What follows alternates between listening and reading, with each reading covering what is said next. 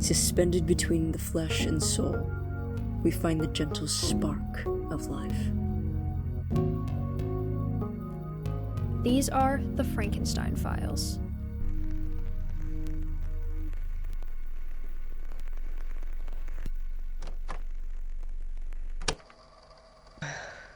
Okay, hey Beth, it's me, Victor. I guess that's obvious since this tape is an envelope addressed from me, so feels a bit redundant to say that, but alright, I don't know what you want me to say here exactly. I'm here in the dorm room, my dorm room now, I guess. I don't know if I'd say I moved in exactly, but my suitcase is open on the bed, ready to unpack, and I have the keys, so about as much as I can be, especially after getting here about an hour ago. The room is smaller than I remember from the pictures. Probably why Dad wanted me to visit before I chose the school, but it's fine. I don't really need room for more than one person in here anyway. I know you said I talk to myself, and I know I do.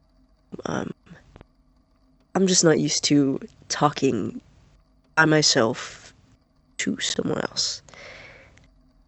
I know we were literally just on the phone, so I think it would be easier to bridge that, but it's weird not hearing you actually respond.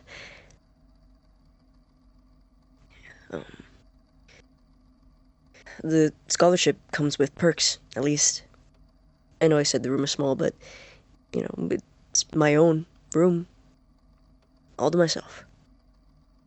About half the size of my room back at home, maybe 2/3. You would call it cozy. Let's go with that. Cozy.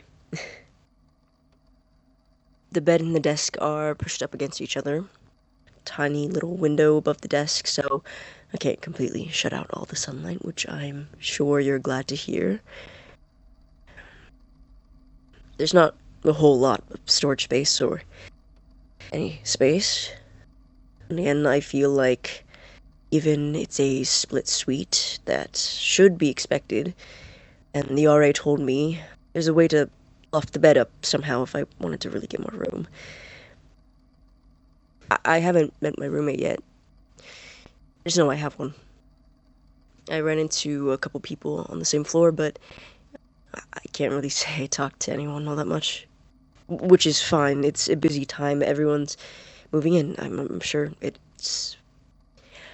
I'm sure they're great. I'll just get to know them in the common room. It's just down the hall. There's bookshelves, some couches, all of that. Not far from the communal bathrooms, which they seem fine. I'm just glad we have our own in here. I wish you could be here. Maybe give you a tour in person. Maybe I should have taken you up on that offer to come out here with me, but after all the hassle on the drive, I would have felt bad keeping you away for so long. Maybe you can come and visit sometime. You or, Henry, if he wants to. I should have given him that invitation before I left, but I feel like I should have said a lot before I left. Anyway, what else? Outside of my room, I guess, in our common area, I don't really know what to call it. I'll put you down on the table here. We have a sort of central room. Tables and chairs and a couch. A little kitchen-y thing. Sink, fridge, microwave. Nothing super fancy, but, oh. I'm sorry. I didn't mean to startle you. My mistake. No, it's fine. I'm sorry, I just wasn't expecting. I did not mean to interrupt your conversation. I just didn't have the hands to knock. Or... Sorry, I thought I heard you talking to someone. Oh, no, just myself. Just talking to myself. Right. Do you do that often? No. No, not... Well, I don't think so, but I've been told... I was just recording something, was all. Right, of course, yeah, I see. Well, it's, nice to meet you. Yes. I'm Victor. Victor Frankenstein. Christopher Ingram. A pleasure. Likewise. Do you need help with boxes or anything? Or... I'm mostly moved in already, is all. If you wanted a hand with... Oh, thank you, but I'm alright. This is mostly it. 1 or 2 textbooks to bring up, but nothing. Of course, yeah. But, textbooks. I'm assuming you're also pre-med, based on the scholarship placement with the dorms. Yeah, biology major. Oh, nice. I'm majoring in biochemistry, so I guess that means I'll be seeing you around a lot then. I feel as though you'll be seeing me around a lot regardless, considering we live together. True. Yes, that's a good point. Feels kind of redundant to point that out. Well, anyway, I should let you finish getting your things, and we can talk about ground rule things when you get back. Do you have ground rules in mind already? I mean, not off the top of my head, but I was told that, we should talk about stuff like that. Do you have ground rules at all? Not off the top of my head, but I will think it over until I get back. I'll let you keep talking to yourself. Right. Of course, I'll also think it over, I guess. Once I'm done talking to myself. I'm sure it was a very important conversation. Oh, yes, very. It's nice to meet you, though, Christopher. Nice to meet you, Victor.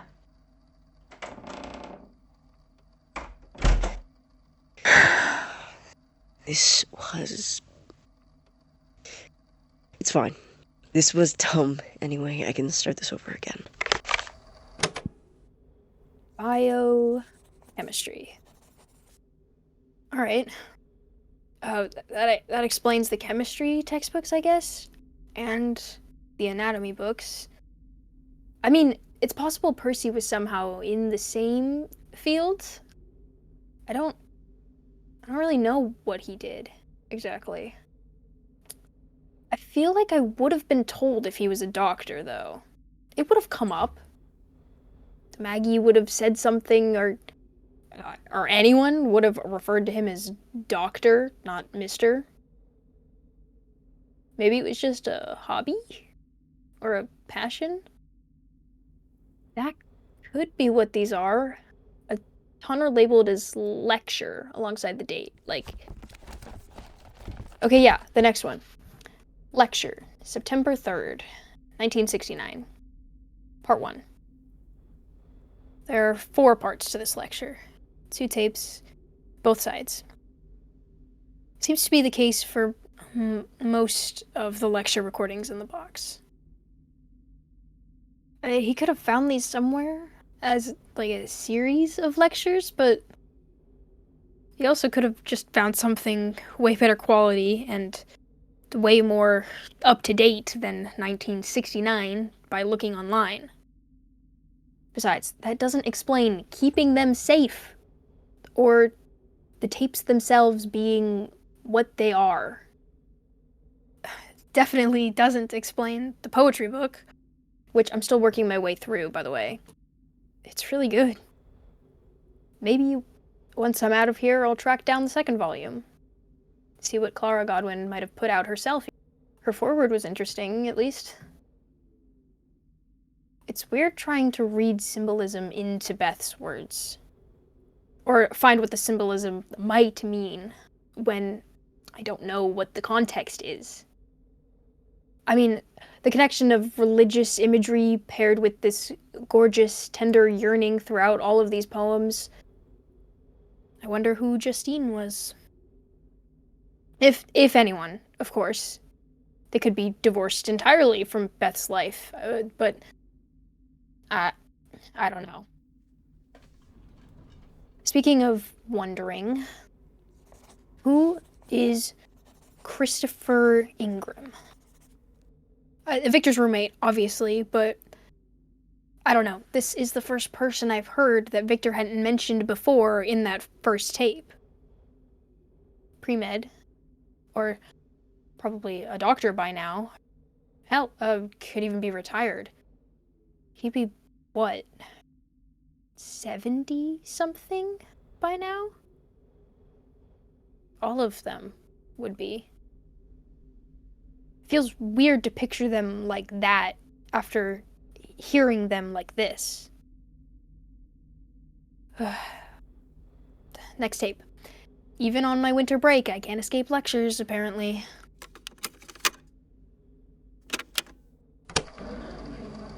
Good morning, everyone.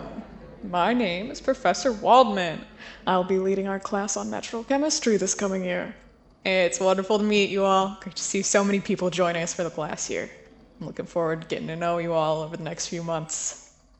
Alright, well, I know we're all very excited to get started on our examination of chemistry. For our first lecture together, I'm going to be focusing on an overview of the syllabus. Yes, very exciting. I know. However, I can promise you that we will have plenty of time together in the coming months to delve further into the fascinating world of chemistry. Practical demonstrations will take place at various intervals throughout the learning period. At the end of the class, I will be by the door with a handful of different waivers. I would like each of you to take one of each, there are 3 in total, and for you to fill them out in time for our first week of class with me. A reminder that these are different from the laboratory safety forms, which can be picked up from the front desk in the lab building, and will also be required for our first lab session in 2 weeks' time. And yes, those forms are different, again, from the biology and anatomy class consent forms when it comes to practical dissection classes. Those can be picked up from your anatomy teacher. I'm sure Dr. West will be happy to answer any questions that you may have regarding those forms. If you'd like to open your textbooks to the table of contents on page 7, you will see that our primary units of study will be broken up. Now, admittedly, I know holding attention over the semester break is tedious, especially leaving off on such a dry subject. So, as much as it goes against the curriculum you may have been sent in advance, we will not be starting with our look into the history of alchemy and its impacts on modern chemical understanding. Chronologically, within the broader history of science, it's usually discussed first. However, it's realistically in no way integral to, well, anything in particular that you're going to be studying. So, we will be skipping over it for now. It will be, however, a little bit fun to look forward to at the end of the year and the start of the spring semester. Yes, is there a question up in the back there?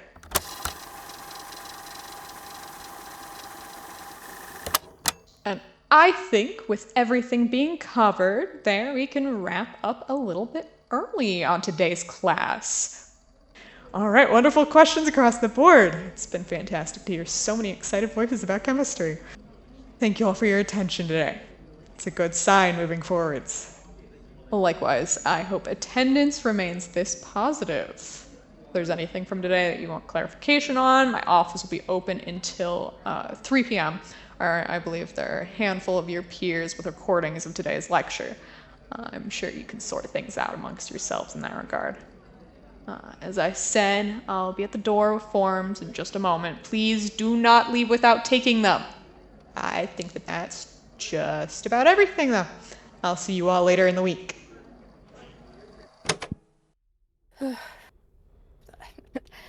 I'll be honest, I don't know what I was expecting, but that was just a chemistry lecture. Not exactly my forte, so I can't say I was following along much, but why were these saved? It's not the only recorded lecture. There's a dozen or more in here, probably, from glancing through the box. It just feels so out of place compared to the others. I skipped through most of it on the recording. I don't see the point in wasting storage space on it if it's not actually Victor's. Or I guess it was Victor's, but not him, I mean. Again, the chemistry aspects explain the textbooks and science journals in the office here. Alchemy. Wait, alchemy. The books aren't spiritualism, they're alchemy. Percy's books, I mean, some of the ones on his shelves. Or I guess alchemy is a kind of spiritualism more than anything. In terms of things being published about it, it's definitely not science from what I know of it. It's magic feels like a dumb word, but it's fantasy. It's pseudoscience. I mean, the person on the tape even said it's not related to anything in chemistry. It's a fun anecdote in history. So why was Percy looking into it with the same level of seriousness as the chemistry books? Did he find the tapes because he was looking into this stuff? Or was he looking into it because it was on the tapes? I was hoping I could just skip over the lecture tapes with how many there are, but maybe they're important to this. I don't feel like I know what's important anymore. I mean, hell, I'm reading poetry collections here. Who am I to decide which parts of this are important? None of this should be important to me. What's important is the fact that it's been 3 days and I'm still trapped in this stupid house because the snow hasn't let up. And knowing my luck, it'll be so compacted that it will be impossible to shovel even if it does stop snowing. It's fine. This is all fine. I'll just keep listening through the lectures. Just maybe not record them unless there's something important that comes up. I don't know how much storage space I want to waste on hours of recording. It'll slow down the time it takes me to make it through the collection, but I don't want to miss something, if there is something. Which is hard, because I don't know what I might be missing in the first place. I'll do one more tape and head in for the night. I want to try to get up early, I think. There's a tool rack in the garage. I haven't had a chance to look through stuff other than searching for the generator, but I saw some shovels, at the very least, behind Percy's car. It's just occurred to me that I think I own Percy's car now. Whatever. That is a later issue. I need to try and get out of here. In the morning, I can start trying to dig out the door and clear some of the front porch. If I can at least make it to my car, I don't know. I don't know what I can do from there. But it's something to work towards. Something other than these tapes. Yeah. Speaking of, one more for tonight. Next recordings are also lectures on the 10th of September, so skipping beyond those is September 14th, 1969. Okay, alright. Okay. Given the reactive nature of the particular chemical equation... Oh, that sounds stupid. I shouldn't use the word particular unless I'm referring to particles. Specific. Potentially. Then nature sounds too vague. Given the reactive properties of the specific chemical equation. See, but that just feels redundant. The fact that they're reacting at all means there's an equation happening. I'm just talking in circles. I don't... What if...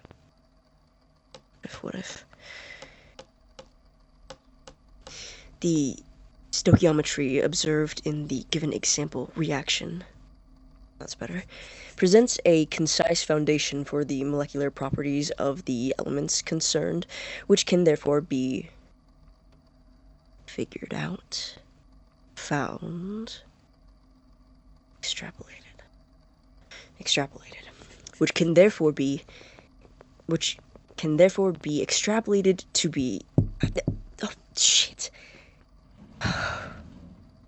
Come in. Sorry, I didn't mean to interrupt you talking to yourself again. If you're recording for your family again, I can let you... No, it's fine. This is just... Talking out loud helps me process the things I'm writing, or thinking. Easier, I guess. I'm not used to having to explain concepts and contribute in class, so I'm out of my element. Right. Of course, yes. I can see where that would be an adjustment.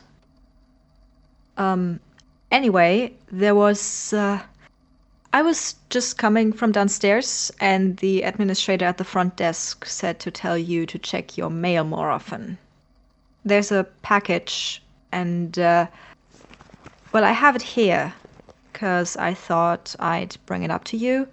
Apparently it's been down there for, like, almost a week, and you hadn't checked it, but it was taking up space in their storage box, so... Oh, shit, I'm sorry. I didn't even realize anyone would be sending me mail already. It's from... Henry. I mean, he said he was nearly done with a particular stage play, so... But that was only a month ago, and he didn't mention it when I thought he would have called first, I guess. I thought someone named Henry did call a few days ago. What? When? A day or two ago, when you were in class. I said you were out, but that you would call back. I left you a note on the fridge about it and everything, since I didn't know when I would see you in the dorm, and... Sorry, I assumed you had seen it. No, I hadn't. Sorry, I haven't used the fridge for much, because the dining hall is... I just sort of got caught up in the moving week and classes, I guess, and I didn't... What day is it today? It's Tuesday.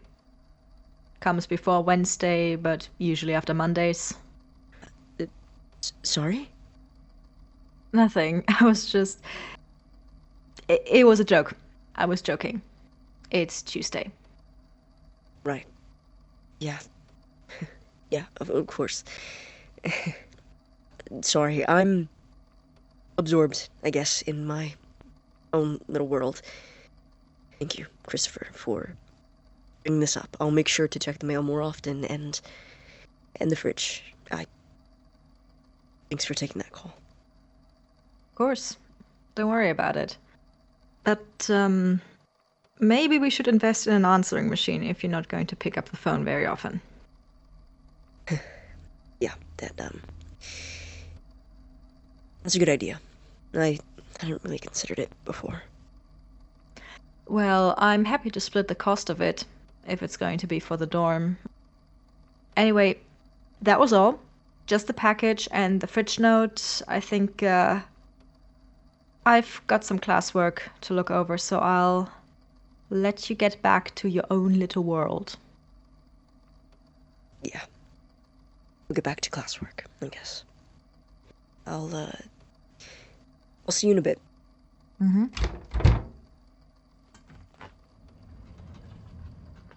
I wasn't already expecting. I should probably finish this report first. But it's fine. I'll pick this up later.